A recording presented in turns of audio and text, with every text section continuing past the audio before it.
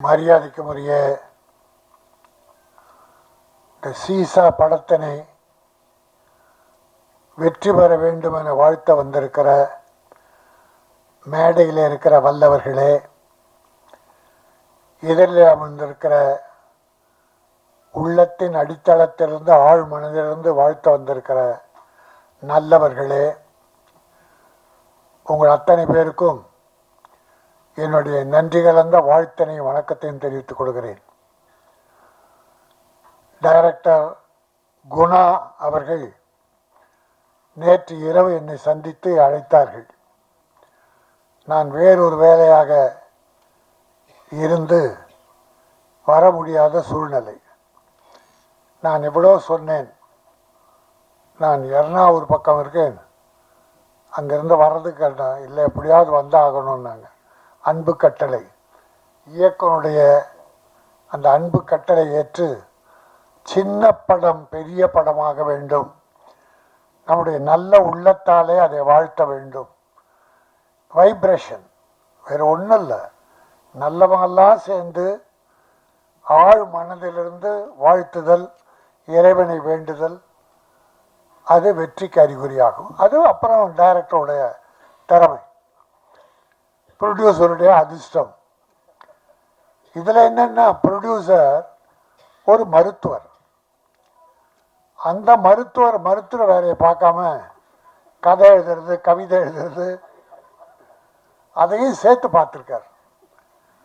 அப்போது ஒரு பேஷண்ட் போகிறார், போகும்போது நல்ல மாதிரியாக பேசி பழகி, அப்போது டாக்டருடைய குணம் தெரியுது.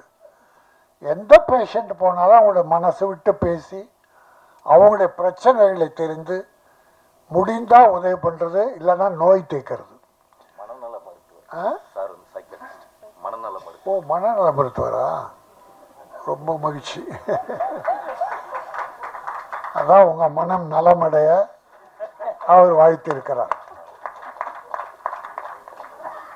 இன்னைக்கு இந்த உலகத்தில் எவ்வளோ பார்க்குறோம். நண்பர்களையோ நம்பியவர்களையோ துரோகம் செய்து மோசம் செய்து தான் பார்த்திருக்கிறோம்.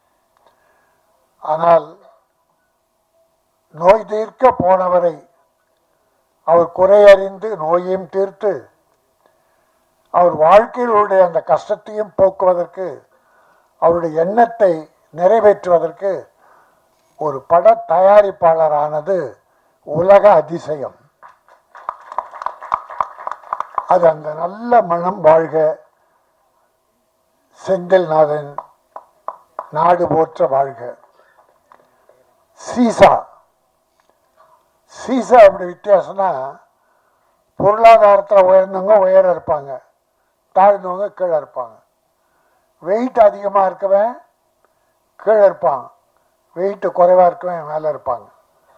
சீசா வெயிட்டானவங்களை கீழே இறக்கும், லேசானவங்களை மேலே ஏற்றும். அதான் ஏற்றம் இறக்கம் சீசா. உங்களுக்கு தஞ்சாவூர் பொம்மையை பற்றி தெரியும். தஞ்சாவூர் பொம்மை எப்படி போட்டாலும் கீழே கவுத்து போட்டாலும் நிமிந்துடும். நம்ம கவுத்து போட்டோன்னு வச்சுங்க, அது வழக்கம் வந்து நின்றுடும். அதுதான் வாழ்க்கை. அது வாழ்க்கையின் பெரிய தத்துவத்தை சொல்றது. நீ யார் உனக்கு துரோகம் செய்து உன்னை கவிழ்த்தாலும் நீ உன் திறமையால் நிமிர்ந்து நெல். நம்ம தான் நம்மளை காப்பாற்றிக்கணும், அடுத்தவங்க காப்பாற்றணுன்றது செந்தில்நாதன், டாக்டர் செந்தில்நாதன் மாதிரி எல்லாரும் வர முடியாது. கூட இருந்தே குழி பறிக்கிறோம் எவ்வளோ பேர் இருக்காங்க. ஆக டாக்டர் செந்தில்நாதன் ஒரு தெய்வ பிறவியா நம்முடைய குணாவுக்கு கிடைச்சிருக்காரு. உங்களுக்கு நம்ம நாட்டில் சொல்லுவாங்க, இந்தியாவில் தான் சொல்லுவாங்க, சில உதாரணங்கள்லாம் இந்தியாவில் பிரமாதமாக கண்டுபிடிப்பாங்க. இந்த நண்டு கதை சொல்லுவாங்க. இந்திய நண்டு ஒரு டப்பாவில் போட்டு வச்சிங்கன்னா, ஒரு நண்டு ஏறிச்சுன்னா கீழே நின்று அது காலை இழுத்து இழுக்குமா. அது முன்னேற முடியாமல் மேலே ஏற முடியாமல் இழுத்துறோம். அதுபோல் தமிழன் இந்தியன் ஒரு நண்பன் முன்னேறினா அவனை காலை பிடிச்சி இழுத்துருவான்னு சொல்லுவாங்க. அதெல்லாம் போய் அது இந்தியனா உருவாக்குது. அது ஒரு கேவலமான புத்தி இந்தியனுக்கு உண்டு. நம்மை நாம் தாழ்த்தி கொள்வதிலே நமக்கு பெரிய பெருமை உண்டு. இப்படி செந்தில்நாதன் மாதிரி எவ்வளோ பெரிய உதாரணங்கள் இருக்காங்க. கை தூக்கி விட்டவங்க எவ்வளவோ பேர் இருக்காங்க. நம்ம அவங்கள தான் நினைக்கணும். இல்லை கை விட்டாங்கன்னா ஏதோ ஒரு காரணம் இருக்கலாம்.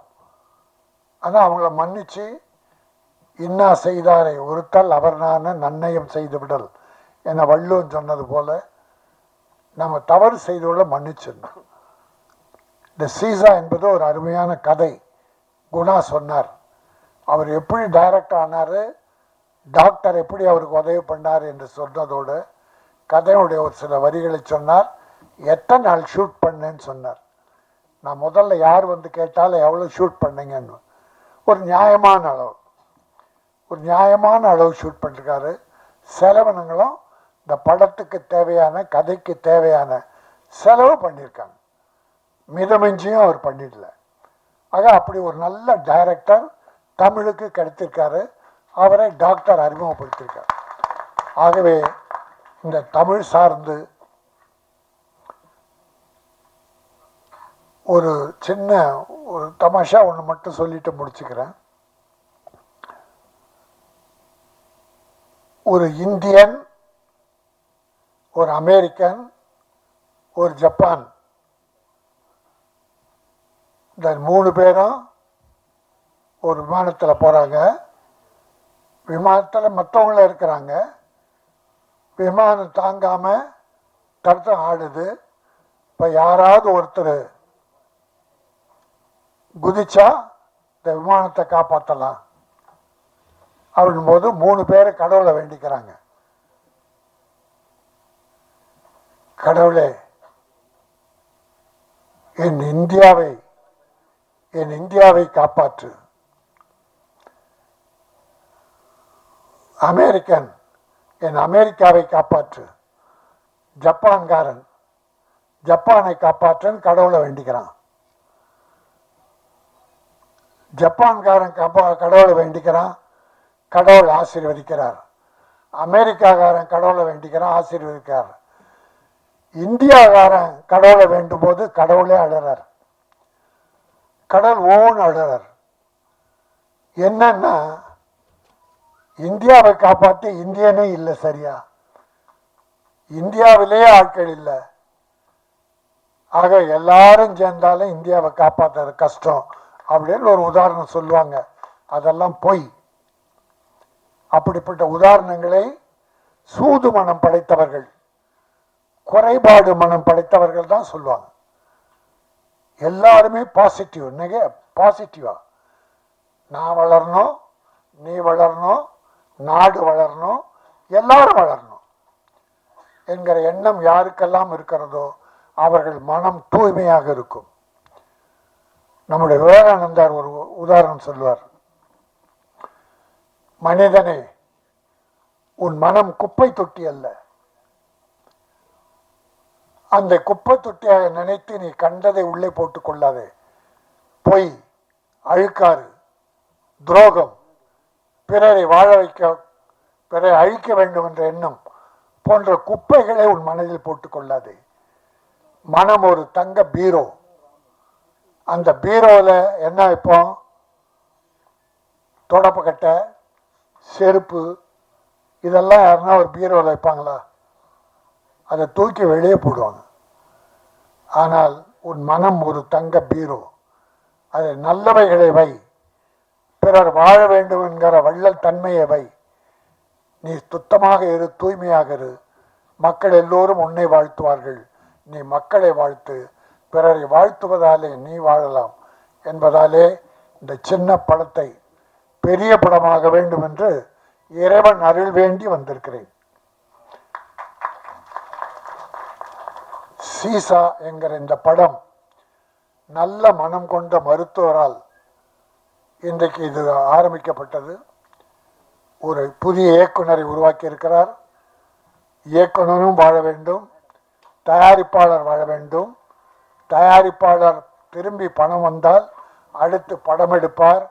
தொழிலாளர்கள் வாழ்வார்கள், தொழில்நுட்ப கலைஞர்கள் வருவார்கள்.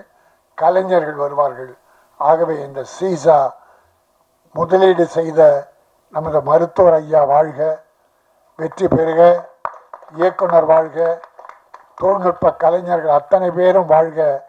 நன்றி, வணக்கம்.